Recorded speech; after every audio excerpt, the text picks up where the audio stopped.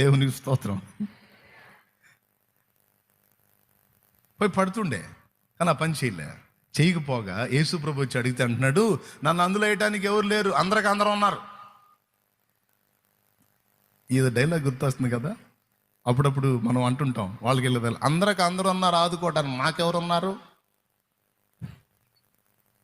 తమ సమీప బంధువులు చూసి అంటుంటారు, అందరినీ ఎక్కదీయటానికి, అందరికీ రెక్కలు తేయడానికి, అందరికీ సపోర్ట్ చేయడానికి అందరూ ఉన్నారు, మాకెవరు ఉన్నారు? మా వాళ్ళంతా తెచ్చారు.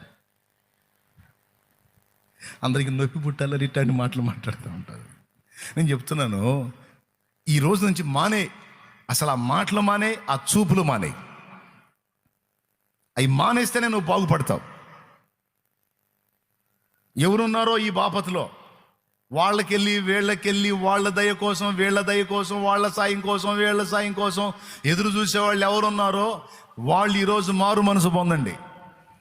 ఇక వీళ్ళకెళ్ళి చూడొద్దు. అది చూడటం మానుకుంటేనే నువ్వు బాగుపడతావు. అలా చూసినంతసేపు నువ్వు దరిద్రంలోనే ఉంటావు. నేను చెబుతున్నా, గ్యారెంటీ ఇస్తా. ఎందుకంటే నీ చూపు అటు కాదు ఉండాల్సింది, నీ చూపు దేవుని వైపు ఉండాలి. పడితే గట్టిగా ఎటుండాలి చూపు?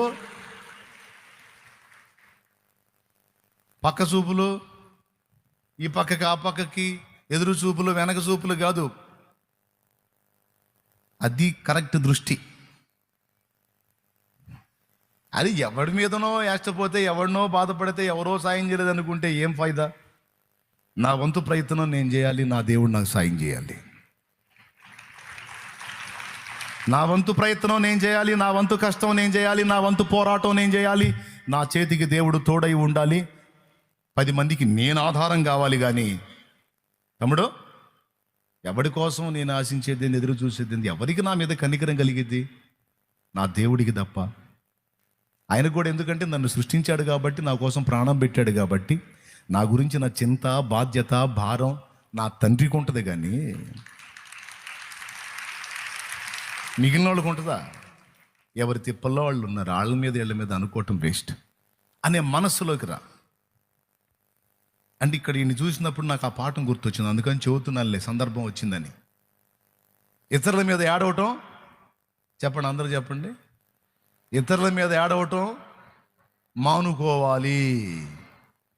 అది అవకాశం ఉంటే నువ్వు నిలిచి 10 మందికి చేయూతనివ్వాలి. దేవునికి స్తోత్రం. మేము అట్లా ఏడిసాం. చెబుతున్నాగా నేను, మేము ఇబ్బందుల్లో ఉన్నప్పుడు కాస్త రన్నింగ్లో ఉన్న మా వాళ్ళని చూసి, వాళ్ళు సాయం చేయట్లా, వీళ్ళు సాయం చేయట్లా, వాళ్ళు ఆదుకోవట్లా, వీళ్ళు ఆదుకోవట్లా. ఏం చేస్తారు? వాళ్ళు చేయగలిగినంత చేశారు. ఇక వాళ్ళ జీవితం అంతా తెచ్చి మాకు పెట్టమంటే ఏడ పెడతారు? ఎప్పుడైతే ఆ చూపులు మానేసి ప్రభు వైపు చూడటం మొదలు పెట్టామో అప్పుడు సమాధానం లభించింది జీవితంలో, అప్పుడు వెలుగు లభించింది. మనుషుల వైపు చూడటం మానేసి జీవం గల దేవుని వైపు ఎప్పుడైతే చూడటం మొదలు పెట్టామో, చూసి ఆయన నామాన్ని బట్టి, ఆయన మాటలను బట్టి పోరాటం మొదలు పెట్టామో, అడుగులు వేయటం మొదలు పెట్టామో, అప్పుడు సఫలత అనేది చూసి 10 మందికి ఉపయోగకారులంగా అప్పుడు మారాం. ఈ రోజుతో వదిలేద్దాం. ఏం వదిలేద్దాం? పక్కోళ్ళ మీద పడి ఆహా ఎవరు రారు, ఎవరు చేయరు.